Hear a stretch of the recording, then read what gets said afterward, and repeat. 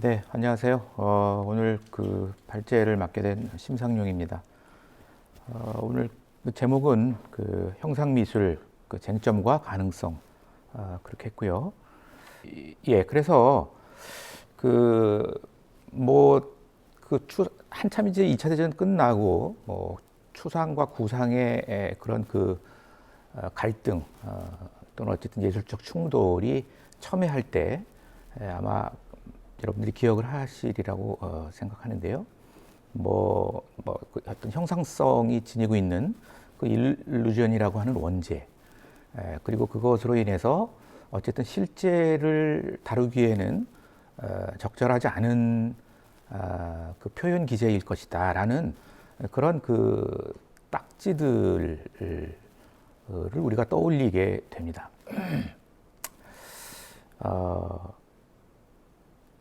그래서 이제 이런 것들이 좀 지나간 주제가 아닌가. 예. 지금 새롭게 얘기한다면 무슨 얘기를 해야 되지? 예, 과거를 한번 좀 리뷰하는 거 말고 말이죠.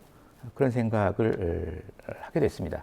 한 세네 가지 정도 생각이 떠올랐어요. 첫 번째는 이제 그 형상이라는 것, 이 피규레이션 이렇게 저는 이렇게 그 의미를 일단은 이 글에서는 그렇게 좀 설정하고 접근했는데요. 이 형상성이라는 것의 예술적 잠재성이라는 것이 있다면 그것에 대해서 적어도 지난 세기 서구 그리고 또 우리는 우리대로 충분히 탐구하고 시도하고 그리고 그것에 부응하는 어떤 성과를 가졌는가 하는 질문인 것이죠. 그다음에 그다음에는 혹시 그 형상의 그 예술적 잠재성 또는 잠재력에 대해서 우리가 간과하거나 누락한 부분이 좀 있겠는가? 서구는 서구대로, 우리는 우리대로. 물론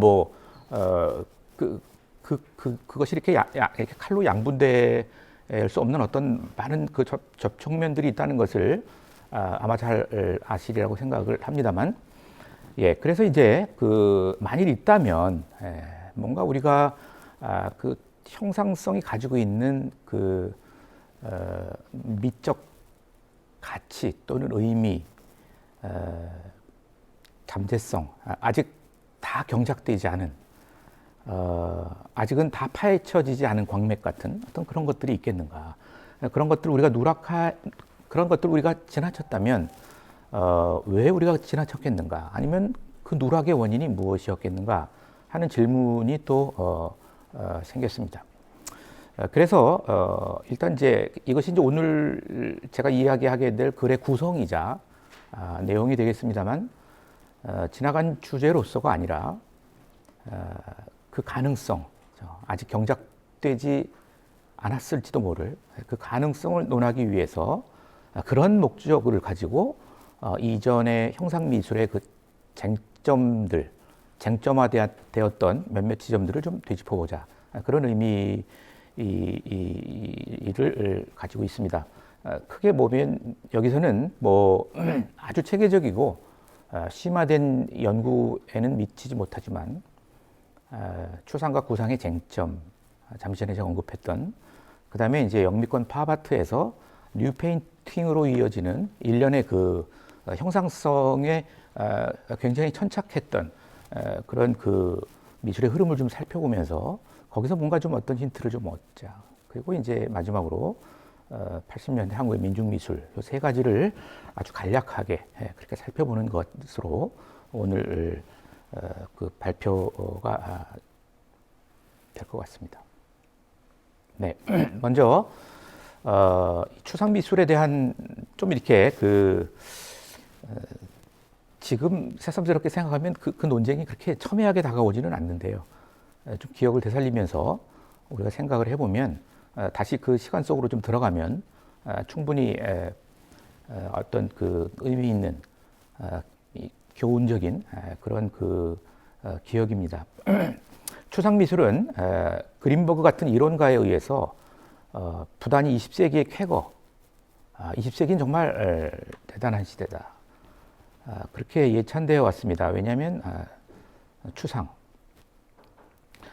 왜냐하면 처음으로 시각적 일루저니즘, 착시이죠. 그 다음에 상업주의와의 타협 같은 일제의 비순수를 배격하는 아주 적극적이고 공격적인 시도가 처음으로 있었다. 20세기에. 그리고 그것을 통해서 고도의 예술적 자율성을 획득했다.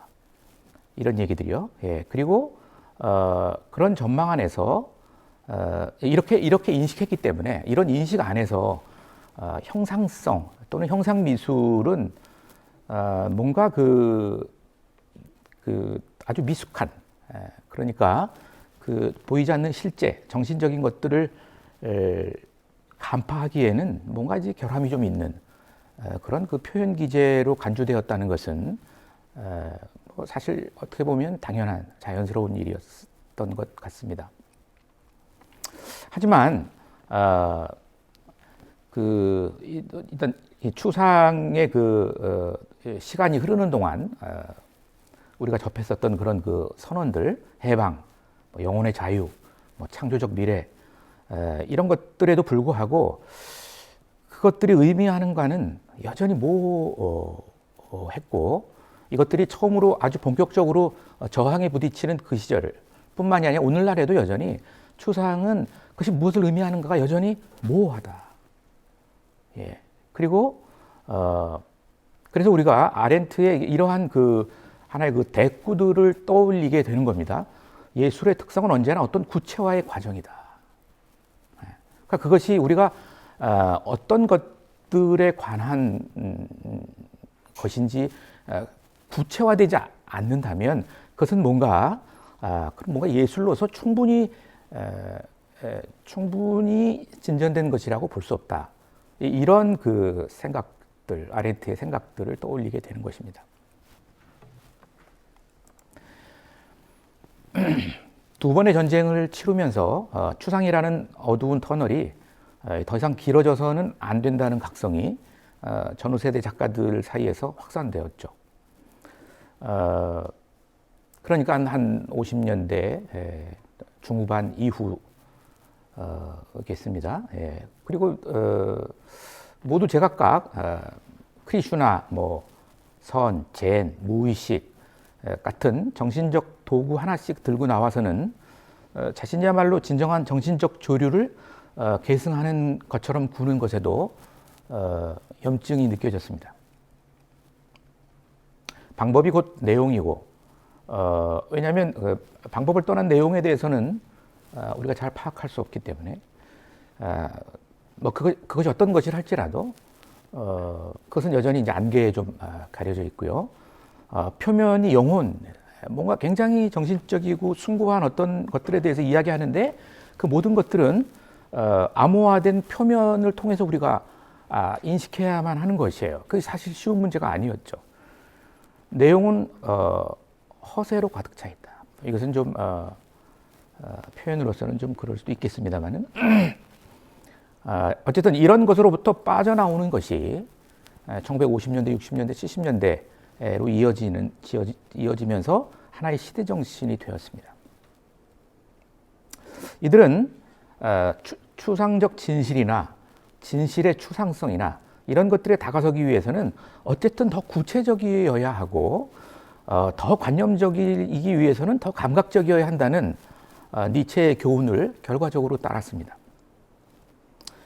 형상을 만드는 것은 곧 허구를 만드는 것이고 허구는 진리의 적이라는 이 이전 세대의 협박은 전후의 공간에서 더는 통하지 않았습니다. 허구를 만들고 그것을 통해 실제를 더 잘 알 뿐 아니라 실제를 더 풍부하게 할 수 있는 것이야말로, 그러니까 허구를 만들어낼 수 있는 능력이 오히려 그것이 아주 속임수거나 어떤 저열한 정신적 차원의 반증이 아니라 인간의 고유한 자질이다. 이런 이제 담론들이 쏟아져 나왔던 것이죠. 그래서 당신들이 어떻게 생각하든 나는 기꺼이 허구를 만들겠다. 왜냐하면 나는 그 허구가 진실과 그렇게 적대적이라고 생각하지 않는다. 세계와 그렇게 척을 진 것이라고 생각하지 않는다. 이런 생각들이죠. 프랑스의 화가 장 르각은 이렇게 우리가 귀를 기울일 만한 이야기를 합니다. 내가 하나의 허구를 착상해낼 수 있다면 나는 내 존재에 대한 하나의 증거를 갖게 되는 것이다. 예, 그렇다면 이제 지금 이것은 이제 60년대, 70년대 이야기고요. 지금 그것에 말씀드렸듯이 충분히 경작되지 않는 어떤 가능성 때문에 이것이 2020년에 새로운 화두로 등극해야 되는가? 이것은 지금 이 형상이라고 하는 아주 범주화된 첨예한 문제만 국한되는 것은 아니지만 아마 다음과 같은 것들이 뭔가 어떤 이 동기, 이 의미를 좀 공명시킬 수 있다는 생각이 듭니다. 말씀드렸듯이 20세기 미술에서 형상 미술은 아주 논쟁적 주제로 부상했습니다. 추상 미술의 최대 공로는 일루저니즘의 타파로 주장되었습니다. 리오타르 같은 담론가는 현시 불가능한 것을 현시하려는 추상의 시도가 대단히 숭고한 것이다. 그리고 예술의 임무가 이제 보이지 않는 것을 보이게 만드는 것인데 바로 이제 추상 미술이 우리로 하여금 형상의 감옥에서 탈출할 수 있는 그런 열쇠를 제공했기 때문에 우리가 어쨌든 그곳에 어느 지점에 당도했는지는 모르겠지만 적어도 그것을 향할 수 있게 되었다. 예, 추상이라는 20세기 그 초반에 시작된 숭고한 탈출의 연대기, 이제 그렇게 제가 명명했는데요. 2차 대전 끝나면서 액션 페인팅 또는 뿌리기 회화라는 극단적인 지점에 와 닿았습니다. 이 뿌리기 회화, 액션 페인팅에서 행위의 주관자는 무의식으로서 인간, 즉 적어도 이성이나 의식의 도움은 조금도 의존하지 않는 그런 인간으로 새롭게 규정이 됩니다. 잭슨 폴록은 자신이 그림의 일부로 느껴질 때, 그러니까 너무나 그림의 일부로 느껴져서 자신이 온전히 망각되는 그 지점, 자신이 소멸되는 그 지점이 아주 이상적인 회화를 위해서 아주 이상적인 순간이라는 주장까지 하게 됩니다. 폴록은 자신이라고 말할 수 있는 의식 수준의 동일성의 차원이 완전히 없어지는 지점까지, 그러니까 내가 나라고 규정할 수 있는 그 모든 것들이 완전히 없어지는 지점까지 나아감으로써 주체의 빈자리를 무의식으로 채우고자 했습니다. 다 아시는 얘기죠. 예. 하지만 아르나임에 의하면 이것은 매우 20세기를 가름하는 아주 매우 결정적이고 기념비적인 순간이었는데요. 왜냐하면 현대 문명, 현대 미술의 성격 속에 극단적인 수동성을 깃들게 만드는 결정적인 계기가 되었다는 것입니다. 그러니까 이성적으로 처리할 수 없는 공간의 무의식이 내용 자체가 되는 것이니까요. 이를테면 우리가 주체적으로 내릴 수 있는 모든 판단과 결정들은 여기서 무의미해지는 것이죠. 예.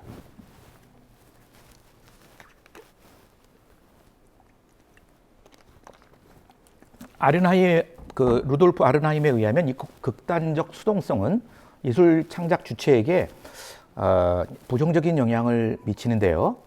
다음에 두 가지 점에서 그렇다는 것입니다. 첫 번째는 항상 이제 의식과 무의식이 나뉘어져서 사고되는 것이죠. 그리고 창작에 훨씬 더 이렇게 아주 역동적으로 관여할 수 있는 것은 무의식이 됩니다. 그러니까 무의식에서 유래하는 충동에 더 많이 의존하게 된다는 것이죠. 하지만 이것이 의미하는 바는 단순하지가 않습니다. 가스통 바슐라르 같은 이론가에 의하면 이미지를 만드는 근본적인 힘은 이 사람은 주체에 있다고 하거든요. 그 주체의 상상적 능력, 상상하는 능력에서 이미지를 만드는 어떤 형상을 어떤 실제 세계의 대꾸로서 만드는 능력이 나오는데 이렇게 전적으로 무의식에 의존하면 이게 이제 어떻게 되겠는가 하는 그런 그 질문들이 아르나임의 질문이었습니다.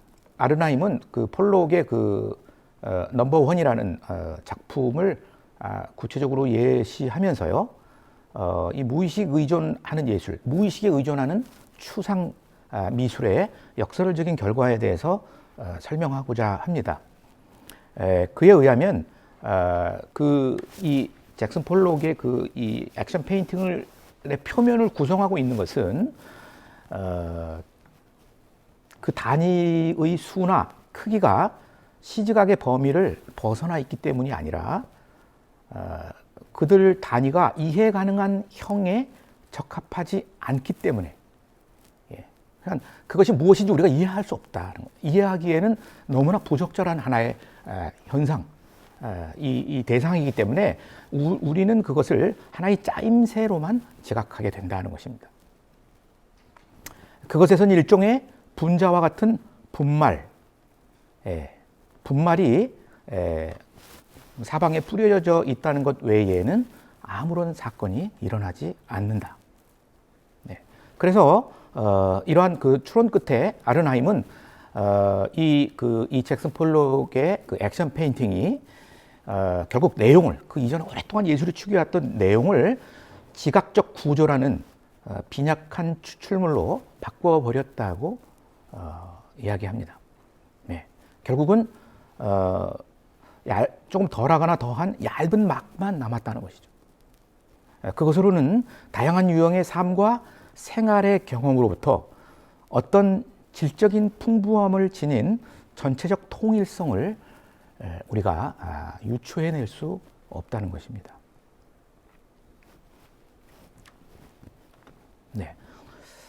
이런 논쟁들이 한참 뜨거웠었죠. 결국은 이런 과정을 거치면서 예술과 세계가, 미술과 세계가 분리되기에 이르렀는데, 아르나임에 의하면 이렇습니다. 이러한 분열에서 많은 것들을 요약할 수 있는 그 짧은 문장인데요. 이러한 분열에서 오랫동안 살아남을 수 있는 문명은 없다는 것이죠. 아까 잠시 전에 한번 언급한 적이 있는데, 니체도 이런 분리의 그 부당성에 대해서 언급합니다. 당신이 가르치고 싶은 것이 추상적인 진실이라면 그것을 위해 더 많이 감각을 유혹할 수 있어야 한다. 그래서 아르나임은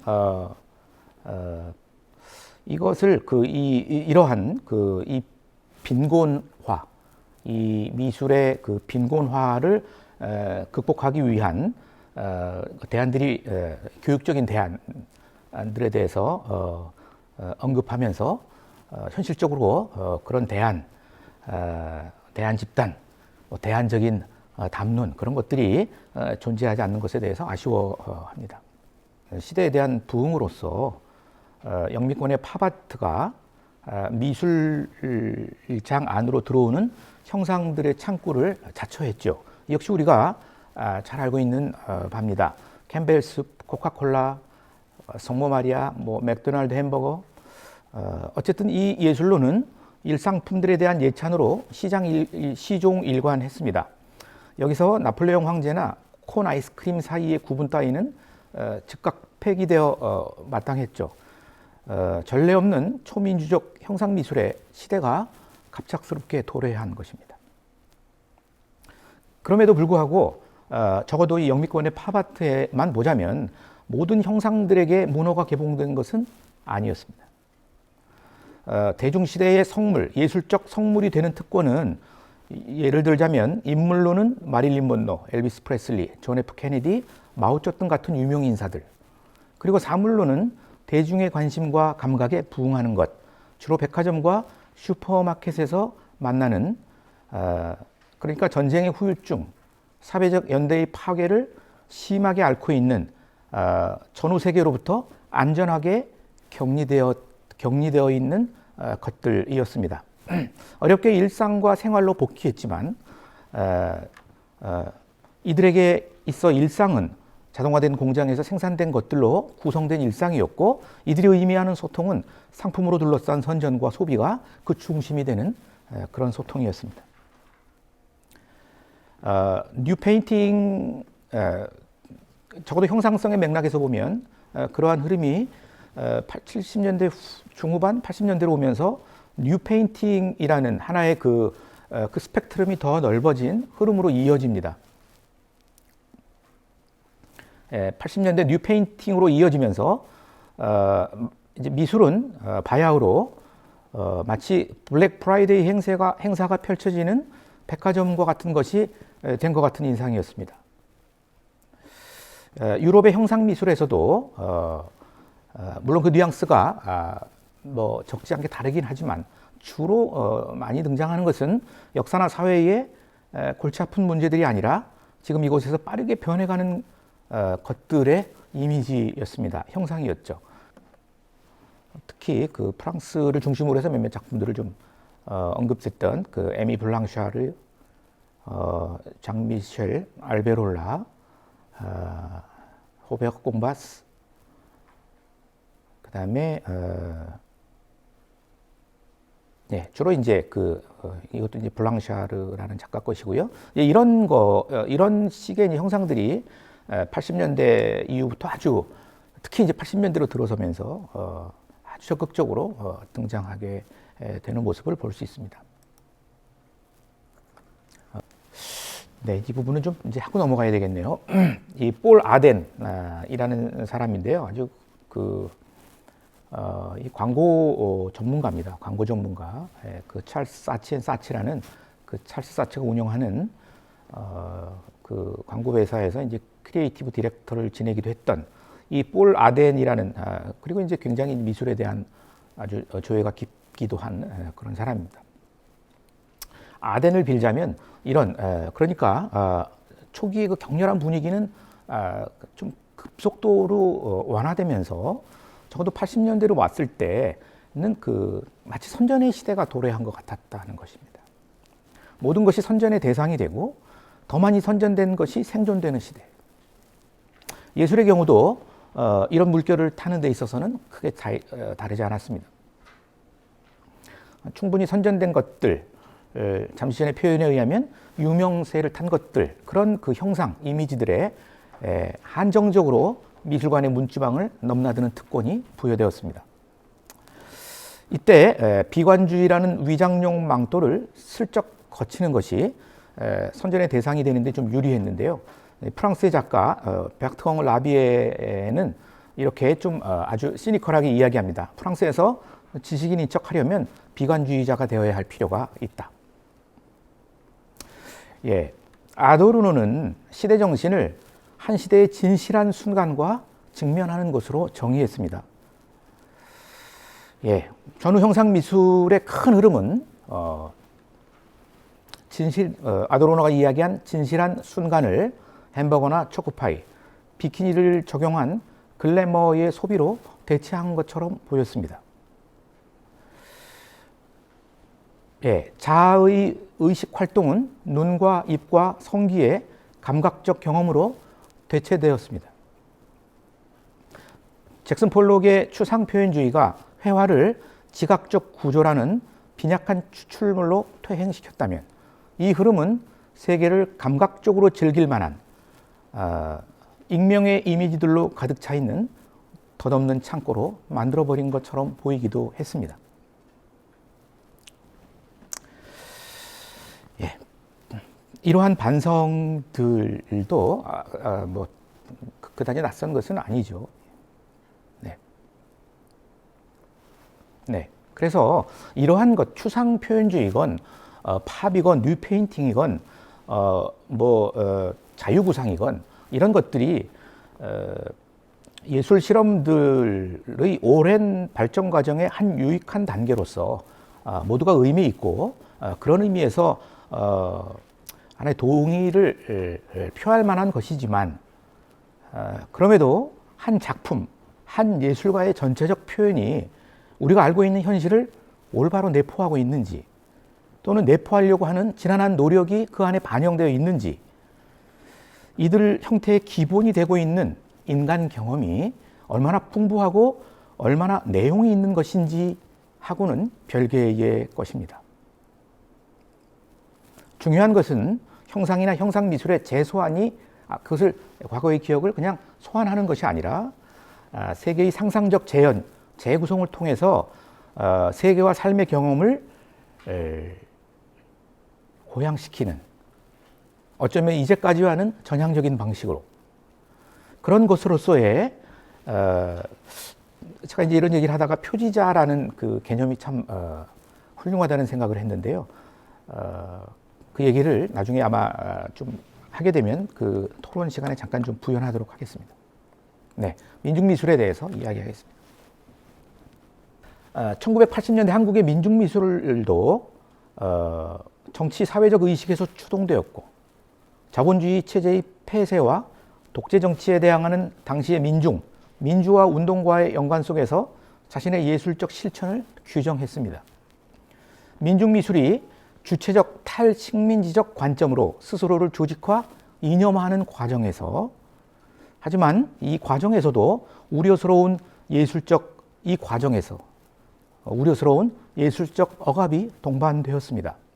1980년대 서울대학교 재학 시절 시위에 참석하면서 민중미술에 가담했던 작가 이수경의 한 인터뷰가 당시의 분위기를 짐작하도록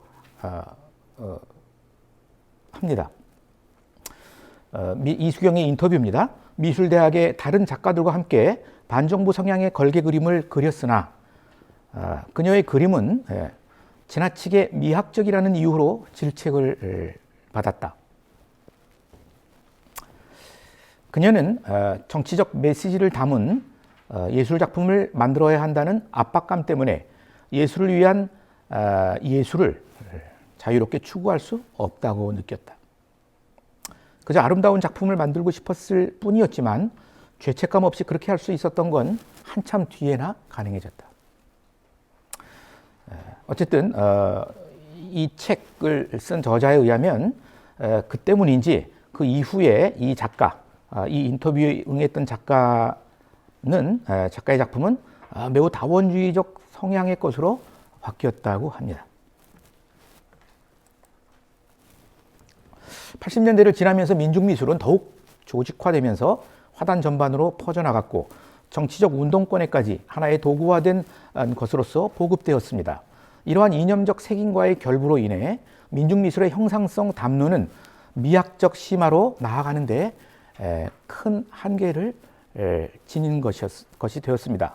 형상성에 조형적 기반을 둔 그 시대에 역시 어쨌든 80년대 한국도 그 중심에 물론 민중미술이 있었지만 그 형상을 기반으로 하는 회화나 어떤 다른 조형적인 시도들이 다양하게 없지 않았는데 그런 것들도 노선에 가담하거나 동화되지 않는 것들로부터 스스로를 격리시킴으로써 그러니까 그런 것들하고도 분명하게 우리는 구분돼야 된다 하는 그런 그 하나의 의식에 의해서 빠르게 경직되어 나갔습니다. 이런 맥락에서 20세기 전반을 가름하는 굵직한 두 개의 미술사적 사건, 추상과 형상 미술의 흐름에서 동일한 성격의 오류가 목격되는 것은 참으로 눈여겨볼 대목입니다. 이 둘이 동일하게 누락하는 것은 모든 진정한 미술 작품은 마음의 모든 본질적인 층들의 협력을 요구하며 그 긴밀한 협력의 산물이라는 사실입니다. 동일한 지적이 한국의 민중미술 비평에도 적용돼야 되지 않을까. 예술의 일은 사회를 변화시킬 수 있는가의 문제를 자신을 변화시킬 수 있는가의 문제로 바꿔내는 것이고 그것이 형상미학의 탁월한 가능성이지만 민중미술은 부조리한 세계에 대한 물론 유의미한 보고서와 고발장을 꾸미느라 형상미학의 존재내적, 상상적, 서사적 잠재력을 제대로 경작하는 모험을 충분히 개진하는 데 이르지 못했습니다. 네.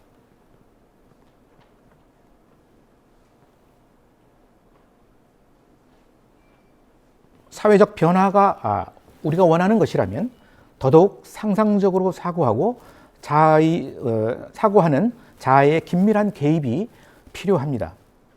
창조적인 힘의 근원은 사회로부터가 아니라 상상력으로부터, 정확히 하자면 상상하는 주체로부터 오기 때문입니다. 또한 예술의 사회적 공헌 여부는 적어도 진보주의적 양심만큼이나 작가가 작품 전체를 얼마나 주의 깊게 일관된 비전으로 감독하는가에도 달려 있게 됩니다. 마지막입니다. 영국의 미술평론가 켈리 그로비에는 자신의 저서 현대미술 강의에서 루시앙 프로이드의 회화 한 점에 대해 해설하면서 그것을 저도 그의 관점에서 대표적인 현대미술 백선의 하나로 선발했던 중요한 두 근거를 언급합니다. 이것을 이제 여기서 좀 환기하면서 이 발제를 좀 마치려고 하는데요. 두 가지는 다름이 아니라 잘 벼려진 재능과 메타포로서의 기능입니다.